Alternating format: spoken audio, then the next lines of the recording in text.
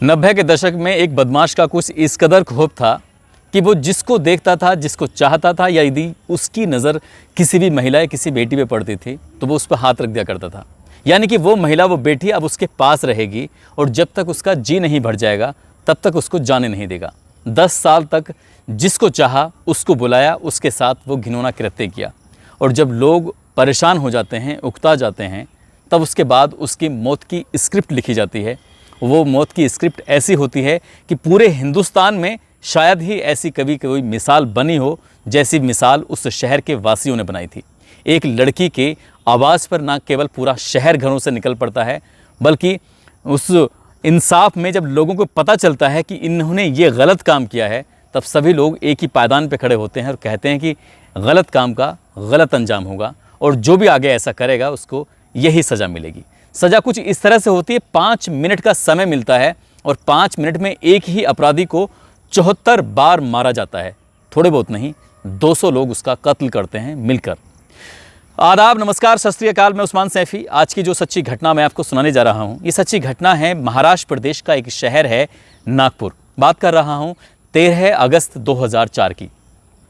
नागपुर की कोर्ट में अदालत में एक सुनवाई हो रही थी। एक बड़ा बदमाश जिसका नाम काली चरण भारत उर्फ अक्कू यादव, इसके मामले की सुनवाई चल रही थी। और जैसे ही सुनवाई चल रही है, अचानक ही वहाँ पर लगभग एक साथ 200 महिलाएं आ जाती हैं। सभी महिलाओं ने एक जैसा रूप बना रखा था, अपने आप को किसी न किसी कपड़े से, किसी न किसी चादर से ढका हुआ था। और वो अदालत के पास आ जाती हैं। अदालत में आने के बाद कहती हैं कि साहब, हम लोग गवाही देने के लिए आए हैं। लेकिन पुलिस वाले कहते हैं कि यहाँ गवाही वही नहीं चलेगी, अभी तो केस की सुनवाई हो रही है, आज सिर्फ इसने ज़मानत के लिए अर्जी दी है, आप घर जाओ। तो महिलाएं कहती हैं कि हम बैठ के यहाँ सुनना चाहते हैं। और वो अपराधी, वो बदमाश जब यहाँ से बराबर से निकला हो जा रहा था, तभी एक बदमाश की उन 200 महिलाओं में से एक महिला पर नज़र पहुँचती है। वो बदमाश कहता है कि तुम तो वेश्या हो, तुम्हें तो मैं बहुत अच्छी तरह जानता हूँ, तुम्हारे साथ तो मैंने कितनी बार बिस्तर पर रातें बिताई हैं। इतना कहना था कि उस महिला को गुस्सा आ जाता है और 200 की 200 महिलाएं उस व्यक्ति पर टूट पड़ती हैं।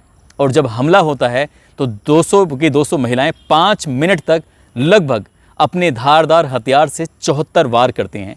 और अगले ही दिन जब ये खबर अखबारों के माध्यम से लोगों को पता चलती है तो लोग सुनकर हैरान रह जाते हैं, परेशान हो जाते हैं।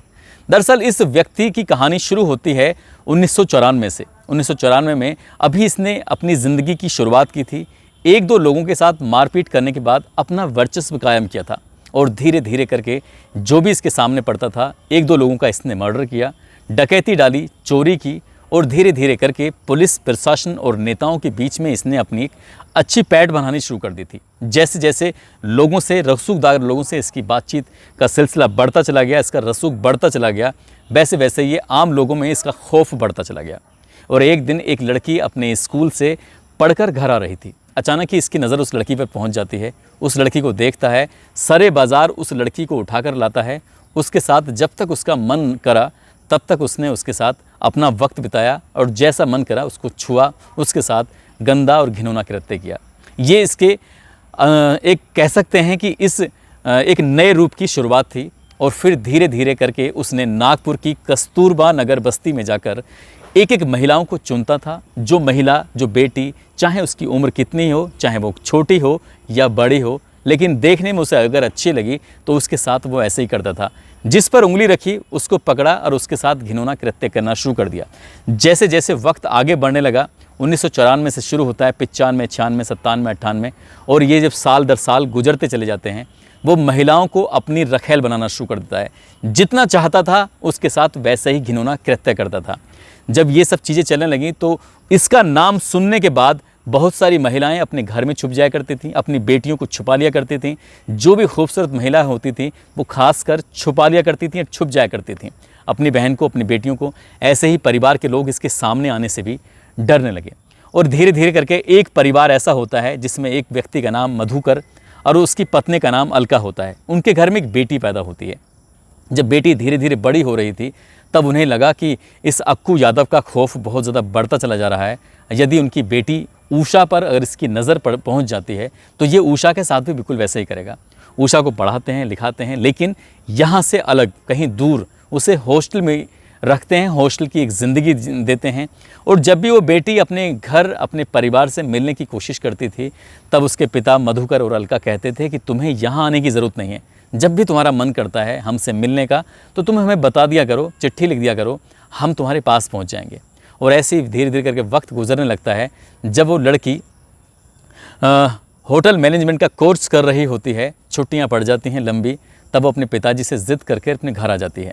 जैसे वो घर पहुंचती है तो पड़ोस के घर में से बहुत ज़्यादा शोर आ रहा था। इतना शोर कि कुछ लोग एक महिला और उसके पति और उसके बच्चों के साथ मारपीट कर रहे थे। 4-6 लोग होते हैं और वो महिला बहुत ज़्यादा परेशान हो जाती है। परेशान होने के बाद ये लोग तो वहाँ से चले जाते हैं, लेकिन जो लड़की है उषा, ये पूछती है कि आखिरकार यहाँ शोर किस तरह का हो रहा था। तब वो पड़ोसन बताती है कि दरअसल जो यहाँ का गुंडा है, बदमाश है, जिसका नाम अक्कू यादव है, उसने घिनौना कृत्य किया था उसके साथ, और वो महिला जाकर थाने में शिकायत करके आई थी। जब थाने में शिकायत करके आई थी तो उसी के गुंडे मारपीट करने के लिए आए थे। बस इतना था कि इस लड़की ने विरोध करने की ठान ली और सोच लिया कि आज के बाद अगर इस बस्ती में किसी के साथ भी ऐसा घिनौना कृत्य होता है या किसी ने गलत करने की कोशिश की तो वो उसका विरोध करेगी। इसने लोगों को जागरूक करने की कोशिश की। इधर जो उषा की पड़ोसन थी, उसने अपनी शिकायत वापस नहीं ली थी।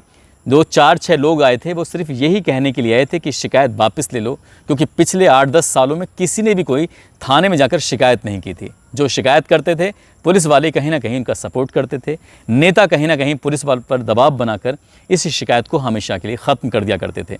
इस बार 4-6 लोग नहीं आए थे, बल्कि उषा के पड़ोसन को समझाने के लिए लगभग 50 लोग आए थे और उनका सरदार अक्कू यादव भी आता है। और जब अक्कू यादव अपने साथियों के साथ आता है तो घर में घुसकर उषा की पड़ोसन के साथ मारपीट करना शुरू कर देता है। अब यहाँ अगर कहीं ना कहीं उषा को इतना ज़्यादा गुस्सा आता है, वो अपने पड़ोस में जाती है और जाकर कहती है अगर किसी ने भी इस लड़की से, इस महिला से बदतमीज़ी करने की कोशिश की तो अंजाम अच्छा नहीं होगा। उषा के माता पिता भी आते हैं, अलका और मधुकर, वो भी आकर अपनी बेटी को समझाते हैं कि बेटी तुम जानती नहीं हो ये कितना ख़तरनाक व्यक्ति है, हमने तुम्हें इससे बचाने के लिए, इसे सेफ रखने के लिए ही तुम्हें बाहर पढ़ाया था। तभी अक्कू यादव की उस लड़की पर नज़र पहुंचती है कि मुझे ये वाली लड़की भी चाहिए। बस इतना कहना था कि 4-6 लोग इस लड़की के पीछे पड़ते हैं। वो अपनी जान बचाने के लिए, या कह सकते हैं कि पुलिस को फ़ोन करने के लिए जैसे अपने घर के अंदर जाती है, तभी 4-6 लोग उसके घर में घुस जाते हैं और अंदर जाने के बाद उसके साथ कुछ बदतमीज़ी कर पाते। तुरंत ही वो रसोई में पहुंचती है। रसोई में जाने के बाद अपने गैस सिलेंडर को फुल स्पीड पर खोल देती है और फुल स्पीड पर खोलने के बाद अपने हाथ में माचिस लेती है। वहीं घर के अंदर 4-6 बदमाश थे, बाकी बदमाश बाहर थे। जब अंदर शोर मचना शुरू होता है तब बाहर आवाज़ पहुँचती है और अक्कू भी घर के अंदर आ जाता है। और जैसे ही वो घर के अंदर आता है तब वो लड़की कहती है कि यदि तुम्हें अपनी जान प्यारी है तो यहाँ से चले जाओ, मुझे अपनी जान की बिल्कुल भी परवाह नहीं है, क्योंकि मैं इस माचिस को चालू कर दूंगी। यहाँ पर गैस इस सिलेंडर से बाहर काफ़ी तादाद में जा चुकी है, आग लगेगी, तुम सब के सब मारे जाओगे। जब ये ज़ोर ज़ोर से बोल रही है तो बस्ती के सैकड़ों लोग थे, वो इस दृश्य को, इस नज़ारे को अपनी आंखों से देख रहे थे। उस लड़की की बहादुरी के किस्से को अपने आपस में बातचीत कर रहे थे कि जिस काम को 10 साल से हम लोग बड़े बड़े नहीं कर पाए, 40 से ज़्यादा महिलाएं जिन्होंने सामने आकर ये कहा कि हमारे साथ रेप किया, बाकी बहुत सारी महिलाओं ने, बहुत सारी लड़कियों ने अपने अंदर की आवाज़ को बाहर निकाला ही नहीं। और आज एक लड़की ने 50 बदमाशों का मुकाबला किया और वो कर रही थी मुकाबला कुछ इसी तरह से। उसने कहा कि अगर किसी ने भी आगे बढ़ने की कोशिश की, उसको हाथ लगाने की कोशिश की, तो वो माचिस से आग लगाकर पूरी दुनिया को तुम्हें ख़त्म कर देगी। यहाँ से सब लोग भाग जाते हैं और चले जाते हैं। इसके बाद इसी कस्तूरबा नगर में एक पंचायत बैठ जाती है। पंचायत बैठने के बाद सब लोग एक मशवरा करते हैं, फैसला लेते हैं कि अगर एक लड़की उसे भगा सकती है तो हम लोग पूरी बस्ती में, जिसमें 300 से ज़्यादा परिवार हैं, तो हम लोग कुछ क्यों नहीं कर सकते हैं। और फिर बहुत सारे लोगों ने, इस बस्ती के 300 परिवारों में से जो सैकड़ों लोग थे, इकट्ठा होते हैं और सीधा नारे लगाते हुए, शोर मचाते हुए अक्कू यादव के घर की तरफ जाते हैं और अक्कू यादव को ढूंढने की कोशिश कर रहे थे। लेकिन अक्कू यादव घर पे नहीं मिलता है। तभी उसके घर को वो आग लगा देते हैं और जब तक उसका घर जलकर राख नहीं हो जाता तब तक वो वहाँ से नहीं हटते हैं। पुलिस आती है। पुलिस आने के बाद उल्टे ही इन लोगों को परेशान करने लगती है, लेकिन ये लोग थे, डरने का नाम नहीं ले रहे थे और उन्होंने फैसला किया था कि अब अक्कू जहाँ भी कहीं दिखाई देगा हम उसको मार डालेंगे। बस ये बात होनी थी कि अक्कू यादव को ये जब सूचना मिलती है, उसके साथी होते हैं 1-2 बीच में, जब घर में मकान में आग लगाई जा रही थी, कुछ साथी लोग बीच में आते हैं, उनको भी बहुत बुरी तरह से मारा पीटा जाता है और ये बात उनके बाकी साथियों, बाकी गुर्गों तक भी पहुँच जाती है। सब के सब लोग अपनी जान बचाने में लगे हुए थे। अक्कू यादव ने डर की वजह से कोर्ट में पुलिस के माध्यम से सरेंडर कर दिया। उसने कहा कि मुझे अब बाहर नहीं रहना है, बाहर रहूँगा तो ये पब्लिक के लोग मुझे मार डालेंगे, इसलिए मुझे अपनी सुरक्षा ज़रूरी है। वो जेल चला जाता है और जेल जाने के बाद 13 अगस्त 2004 को इस मामले की सुनवाई होनी थी। इस मामले में कहीं ना कहीं ज़मानत की बात चल रही थी, जैसा नेताओं ने या पुलिस प्रशासन के या कानून के लोगों ने इसका साथ दिया था, इस मामले में भी कहीं ना कहीं इसका साथ मिलने वाला था। तभी 12 अगस्त की रात को एक बार फिर इस कस्तूरबा नगर की बस्ती के अंदर पंचायत बैठती है और पंचायत बैठने के बाद वो कहते हैं कि यदि अक्कू यादव बाहर आया तो वो हमारे साथ जुल्म करेगा, हमें परेशान करेगा, इसलिए कोई ना कोई रास्ता निकालते हैं। और रास्ता निकालने के बाद उन्होंने अपने साथ एक ना एक घर में, चाहे वो सब्जी काटने वाला धारदार हथियार हो या कुछ भी हो, इस तरह से 200 की 200 महिलाओं ने अपने पास एक ऐसे ही चीज़ छुपा के रखी और चादर ओढ़ के या फिर दुपट्टा ओढ़ के किसी भी चीज़ को अपने ढांक कर उसको सीधा अदालत के बाहर जाते हैं। और अदालत के बाहर जाने के बाद जब अदालत के में उसे पेश करने के लिए लेके जा रहे थे पुलिस वाले, तभी वो महिलाएं कहती हैं कि हम इसमें गवाही देने के लिए आए हैं। भाई लेकिन वो सिर्फ यहाँ पर बातचीत करने वाले थे। उनका फैसला ये था कि यदि ज़मानत हो जाती है तो हम उसको मार डालेंगे। लेकिन ज़मानत के होने से पहले ही, अदालत का फैसला आने से पहले ही, ये जब बदमाश वहाँ से निकला हुआ जा रहा है अक्कू, तब एक महिला से कहता है कि मैंने तुम्हारे साथ बहुत सारी रातें बिताई हैं, तुम तो वेश्या हो ना। इस तरह की बातें जब होती हैं तो उस महिला को इस कदर गुस्सा आता है कि वो अपनी चादर उतार कर अपने साथ लाए हुए धारदार हथियार से हमला कर देती है। और 200 की 200 महिलाएं अपने अपने हाथ में मिर्ची पाउडर लेके आई थीं। सबसे पहले उसकी आँख में मिर्ची डाली थी। जितने भी पुलिस वाले थे उनकी आँखों में मिर्ची पाउडर डाला था ताकि कोई लोग देख ना सके।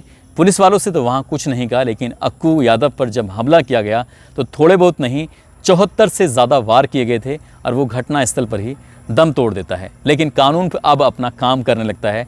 10 साल से कानून पूरी तरह से सोया हुआ था और जैसे ही ये पता चलता है कि अक्कू यादव को मार दिया गया है, तभी कहीं ना कहीं रसूखदार लोगों ने, रसूखदार व्यक्तियों ने, नेताओं ने, कानून के रखवालों ने, पुलिस वालों ने कहीं ना कहीं अब दबाव बनाना शुरू कर दिया और पुलिस अपना काम करना शुरू कर देती है। तब कहीं जाकर जब ये बात सामने आती है कि किसने मारा है, तब 200 महिलाएं एक साथ थाने जाती हैं और जाकर कहती हैं कि हमने मारा है, आप हमारे खिलाफ मुकदमा दर्ज कर लीजिए। लेकिन जब बात 200 महिलाओं की एक साथ आती है कि 200 महिलाएं एक व्यक्ति को ऐसे कैसे मार सकती हैं, तो कानून की जो दाव पेच हैं वो सब कहीं ना कहीं फेल होने लगते हैं। पुलिस अपने स्तर से जांच करती है। 100 महिलाओं के खिलाफ नामजद मुकदमा दर्ज कर लिया जाता है, जिसमें 18 महिलाओं पर कहीं ना कहीं आरोप पाए जाते हैं और ये मुकदमा चलने लगता है। हालांकि किसी को जेल नहीं भेजा गया था, ऐसी जानकारी मिलती है, लेकिन लगभग 10 साल से ज़्यादा जब इस मामले की सुनवाई चलती है, सन 2014 के अंदर इसमें जब कोर्ट का फैसला आता है तो कोर्ट के फैसले में साफ साफ ये आता है, क्योंकि इन 18 महिलाओं के विरुद्ध कोई ऐसे ठोस सबूत नहीं मिले थे जिसके आधार पर ये कह सकें कि इन्होंने ही मारा है। जबकि बहुत सारी महिलाएं खुलेआम कह रही थी हमने इस पापी का अंत किया है, क्योंकि इसने एक दो नहीं सैकड़ों लड़कियों, बेटियों, महिलाओं के साथ जो घिनौना कृत्य किया था। ये शायद हिंदुस्तान के इतिहास में पहला ऐसा केस था जहां पर जज को, वकीलों को, पुलिस प्रशासन, कानून को, सबको साइड कर दिया गया और महिलाओं ने भरी अदालत के सामने और अंदर ये फैसला जब सुनाया तो इसकी गूंज पूरे हिंदुस्तान में गूंज जाती है। लोग ये सोचने पर मजबूर थे कि आखिरकार, हैरान थे कि आखिरकार ऐसा कैसे हो सकता है। जब इन महिलाओं पर परेशानी आई थी, जब 100 महिलाओं के खिलाफ FIR दर्ज हुई थी, तब नागपुर का एक एक बच्चा, एक एक महिलाएं सड़कों से बाहर उतरे थे और उस उषा के पक्ष में, क्योंकि मेन आरोपी बनाया गया था शुरुआत में उषा को, लेकिन उषा उस दिन कोर्ट में नहीं पहुंची थी, इसलिए उसके खिलाफ कोई पुख्ता सबूत नहीं मिला था। और उषा को बचाने के लिए, 18 महिलाओं को बचाने के लिए जिन पर आरोप कहीं ना कहीं सिद्ध होने वाले थे और 100 महिलाओं जिन पर FIR दर्ज हुई थी, तो नागपुर का एक एक बच्चा, एक एक महिलाएं जब सड़कों पर उतरे थे तो पूरे देश में एक तरह से हंगामा खड़ा हो गया था। और आज के सब लोग बिना सबूत के अभाव में वो सब कुछ ठीक हैं। लेकिन ये बात सही है, अगर पुलिस ने अपना ईमानदारी से काम किया होता तो शायद ये घटना होती ही नहीं या भरी अदालत के अंदर ऐसा कोई कत्ल होता ही नहीं। लेकिन पुलिस ने कहीं ना कहीं दबाव में अक्कू के या फिर पुलिस प्रशासन या नेताओं के दबाव में रहकर उसका हमेशा साथ दिया और ये एक ऐसी घटना बनी जो पूरे हिंदुस्तान में मिसाल बन गई। लेकिन जाते जाते नागपुर के जो वासिंदे हैं कहीं ना कहीं वो सैल्यूट के हकदार हैं, उनका तो सैल्यूट बनता ही है। दोस्तों, आज जीतू कुमार का नारायणा पूजा कुमारी इनका जन्मदिन है। इनको जन्मदिन की बहुत सारी शुभकामनाएं, बहुत बहुत मुबारकबाद। साथ ही कुछ लोगों ने नाम लेने की अपील की थी, जिसमें प्रताप सिंह गुर्जर हैं, पुरसल वाले, हसनपुर में ये लगता है, जिला अमरोहा। परवेज बहराइच से हैं, अंजलि भगत छत्तीसगढ़ से हैं, मोहम्मद वाहिद अली, कृष्णा फजलुर रहमान मोहम्मद शाकिर दरभंगा से हैं, मायरा वीरेन दिलीप कुमार समस्तीपुर से हैं, देवेंद्र समोना सोनू सैनी अशोक कुशवाहा कुशीनगर से हैं, नईम खुर्शीद मोहम्मद दिलसाद आनंद कुमार उस्मान मलिक फ़हीम राजा मुरादाबाद से हैं, सुरेश चौहान लक्ष्मण निज़ामुद्दीन अंसारी बिहार से हैं, विकास शाहीन फ़ातिमा बलिया यूपी से हैं, कार्तिक प्रजापति अमित चौहान मोहम्मद शमीम शेख अब्दुल शेख अमित सिंह सुमित पुंडीर अल्ताज खान। आप सभी का दिल की गहराइयों से धन्यवाद। आप सब लोग अपना ख्याल रखें, सुरक्षित रहें। जय हिंद, जय भारत।